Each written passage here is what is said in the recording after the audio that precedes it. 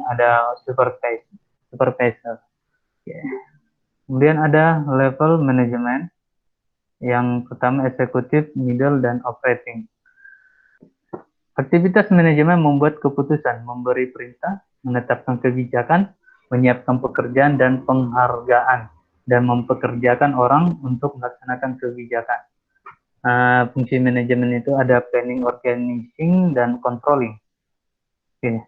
Ini ada beberapa fungsinya. Yang pertama itu perencanaan, atau biasa disebut planning, menyusun program, kemudian operasional secara detail, perencanaan jangka panjang, menengah, pendek. Jadi di sebuah perusahaan itu yang namanya planning mungkin bukan hanya perusahaan, mungkin pribadi atau kita masing-masing pasti mempunyai perencanaan atau planning ke depan dalam kehidupan kita atau dalam sebuah perusahaan. Itu misalnya planning dalam minggu ini, bulan ini, tahun ini, dan seterusnya. Jadi itu di perusahaan jelas diterapkan dan jelas tujuannya dan akhirnya goalnya apa. Nah itu dibuat dalam sebuah perencanaan yang sistematis dan detail. Jadi itu penting dalam kehidupan perusahaan atau organisasi. Demikian juga sepertinya di kehidupan kita masing-masing pasti ada perencanaan atau ada planningnya. Oke, kemudian ada pengorganisasian, penetapan kerangka pelaksanaan kegiatan.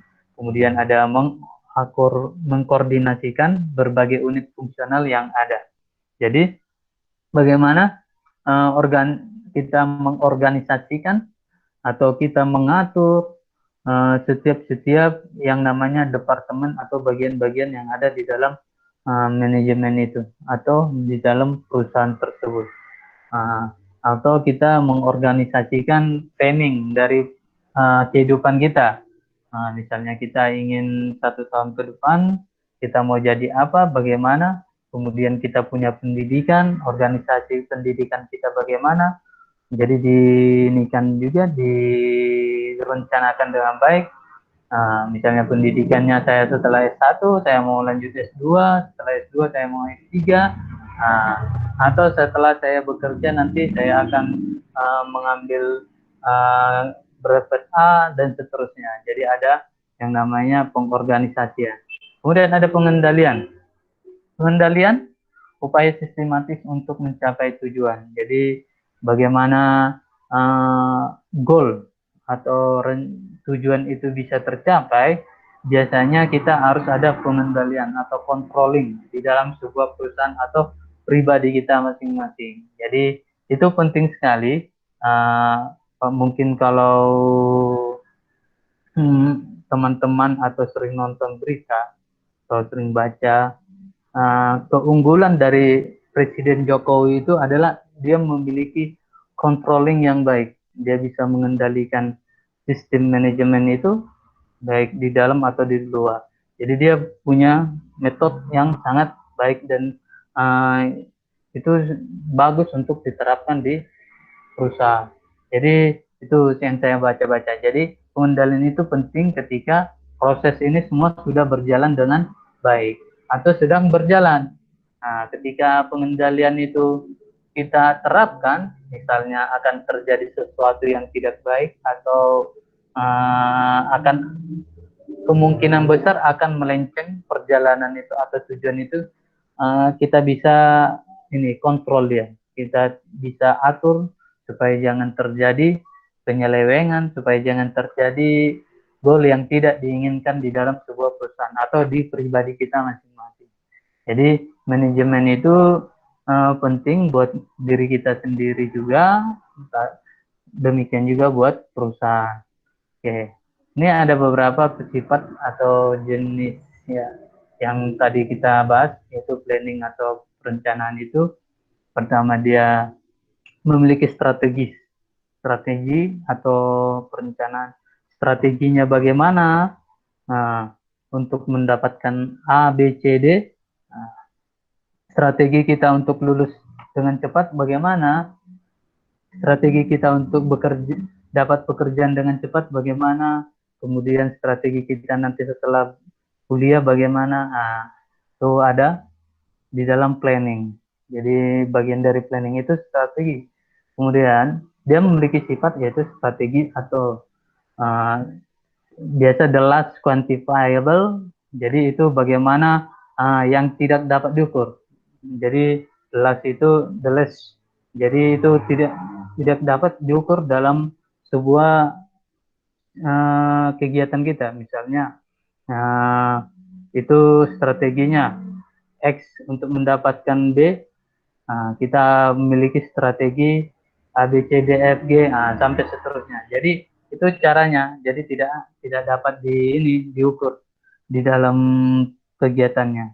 Kemudian ada irregular interval itu bagaimana dia secara interval tidak teratur. Jadi bisa aja nanti misalnya untuk mendapatkan A, nah kita harus menggunakan AB, ternyata di dalam perjalanan bisa kita ubah menjadi C, bisa berubah jadi D gitu. Jadi tidak selalu gitu. Oke, kemudian ada unsystematic proses atau proses yang tidak sistematik. Bisa jadi proses itu tidak sistematik. Jadi sistematik itu maksudnya secara tersistem gitu. Kemudian ada fokus eksternal. Fokus eksternal itu di luar dari perencanaan yang kita buat atau strategi yang kita buat. Kemudian contoh bagaimana posisi perusahaan di masa yang akan datang. Jadi misalnya nih, kita buka usaha, nah 10 tahun lagi, 20 tahun lagi ini bagaimana gitu. Produknya bagaimana, pelanggannya bagaimana, nah itu di dalam strategi itu ada. Oke, ini biasa yang memikirkan itu di level eksekutif. Kemudian ada planning atau long range, atau jangka panjang, memiliki sifat yaitu 3 sampai 5 tahun, kemudian quantifiable dan interval regular. Jadi ini kebalikan dari yang tadi strategis. Oke. Kemudian ada contohnya target financial ratio. Jadi di sini akan ada rasio-rasio keuangan, rasio-rasio manajemen. Misalnya rasio kita dalam mendapatkan goal itu. Itu biasa di level middle. Oke, ini ada short range atau jangka pendek. Itu bisa 1 bulan, 3 bulan, atau tergantung dari perencanaan kita berapa lama.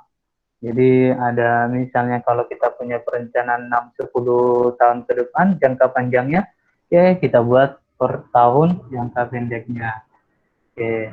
Kemudian ada di sini nanti akan disusun strategi cost budget, cash budget, dan budget financial statement-nya.